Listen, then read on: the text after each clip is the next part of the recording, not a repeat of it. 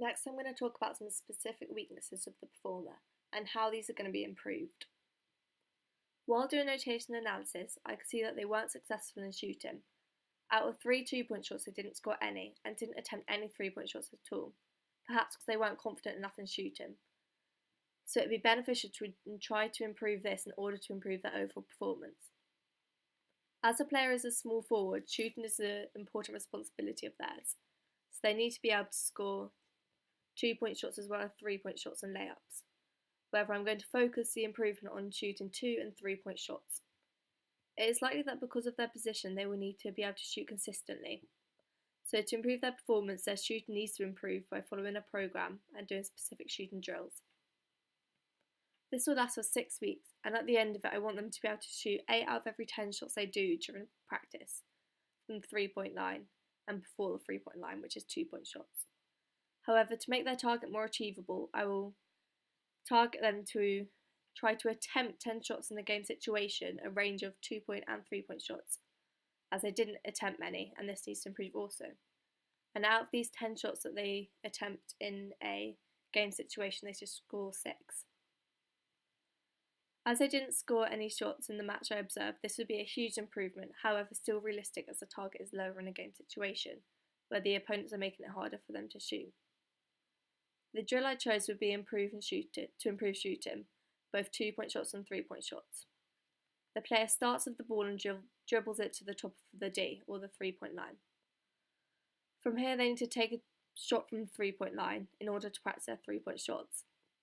They then run into the hoop and receive a ball from a feeder to take another shot, which would be a 2-point shot. From here they run to the side of the D and after receiving the ball from the feeder take another shot, which would be a 3-point shot.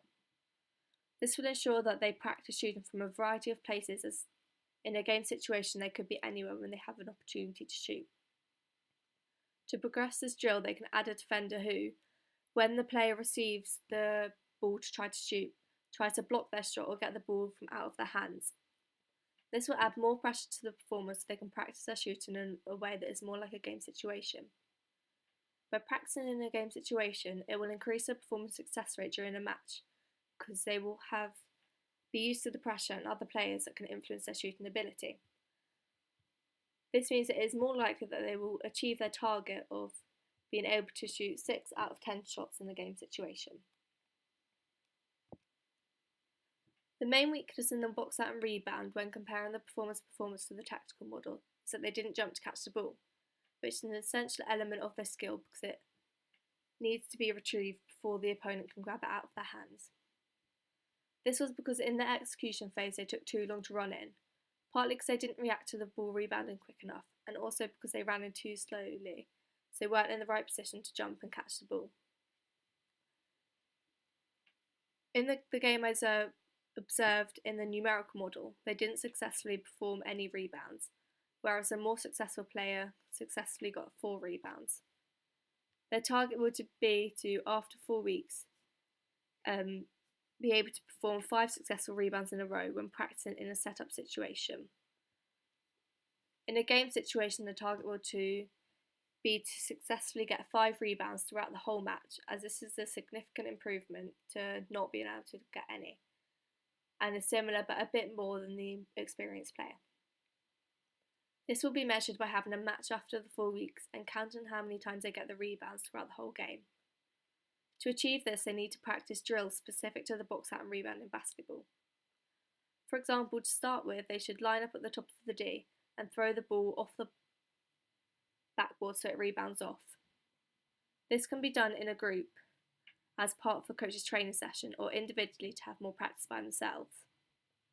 Then they need to run in quickly and jump to catch the rebound and jump as high as they can and catch the ball with 2 hands. As they start to land, they should have their elbows out and hold the ball under their chin. Once landed, pivot around and throw the ball to the next person in the line, or start the process again if they're doing it by themselves. I chose this drill because their main weakness was the running in and jumping to catch the ball, rather than blocking the defender, which was a strength of theirs. So it focused specifically on this aspect of the box out and rebound, because when they did this skill with a defender, they weren't able to get the ball in time, so they weren't executing the skill. It also practices without added pressures because they are throwing the ball into themselves. So to start with, it allows them to get more confident with the technique before the drill progresses. However, when they can do this successfully, they can progress the drill to make it more like a game situation. Instead of throwing the ball in themselves, a feeder can throw the ball, so it bounces off the backboard while the performer starts facing an opponent. When the ball is thrown, they should complete the preparation phase, which they did well when I was observing it with the technical model, and then run in, jump and catch the ball with the technique practiced in the previous drill. As they first practice the execution phase without a defender and throwing the ball in by themselves, they should be confident with their technique, so only need to apply this technique they did to the progress drill. If they find it's hard, the defender can start passive, where they don't fully try to get the rebound. However, as the performer improves, the opponent can become more active, like an opponent would be in a real match. After the first 2 weeks of practicing these drills, they can then apply the box out and rebound to a game situation, to practice it with an opponent trying to get the rebound as well. And by the end of the 4 weeks, hopefully they will have reached their target of being able to complete 5 box out and rebounds in a match. As a player is a small forward, they will need to be able to get rebounds, as this will improve their performance because it means that they can stop the opposing team from scoring after missing a shot, and their team will be in possession of the ball more, so will have more chances to shoot. As they will have also practiced their shooting and improved in this aspect of basketball, it will help their team score more points at the same time as stopping the opposing team from scoring points, therefore improving their overall performance. One of the main reasons why the performer didn't jump as high was because they had little power, and compared to the other performers, they had much less power. This weakness needs to be improved because power is essential in basketball. For example, in the box out and rebound, which they are also trying to improve. As a player needs to jump to get the ball, and the higher they jump, the more likely they will be able to get it before the opponent does.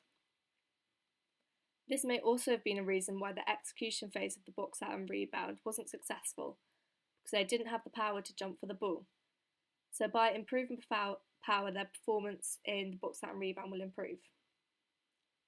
To see if their power does improve, I will measure the height of their jump. At the moment it is 0.2 metres, which is 0.12 metres lower than the group average. And to improve their performance, I want this to increase to the group mean of 0.32. At the end of the 6 weeks of training, I will measure their jump height again, using the force plates to see if their jump is 0.32 metres in the air. A way to improve their power, and therefore their jump height, is plyometrics training, which involves the muscles exerting maximum force in short intervals of time through explosive jumping exercises.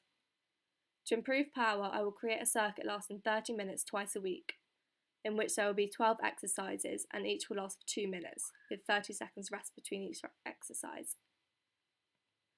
These exercises will include jumping on and off a box top, skipping with a rope, broad jumps, jumping over a line, squat jumps, jumping between hoops, scissor jumps, touch the floor straight jumps, burpees, tuck jumps, hopping and jumping over box tops.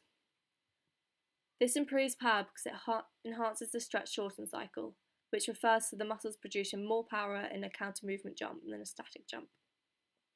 As the performer bends, their quadricep muscles eccentrically contract and store potential energy, otherwise known as elastic energy. And the more energy that is stored, and the quicker that the subsequent action of concentrically contracting the quadricep muscles happens, the more power that this potential energy will produce. Plyometric training increases the muscle's ability to store this potential energy.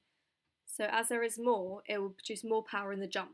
Therefore, they'll be able to jump higher, as their muscles are contracting harder. By improving their power, this will also improve their performance in basketball because as a small forward, they need to be able to successfully get rebounds off the hoop. And this skill is more effective if the performer can jump high, because it means that the opponent won't be able to jump high to get the ball before them. And the performer will also be able to get the ball quicker because they are jumping higher to get it earlier on in the rebound when it is still high in the air. By improving all these different aspects of performance that I observe in the numerical, notational and technical model, then this should improve the performer's overall performance.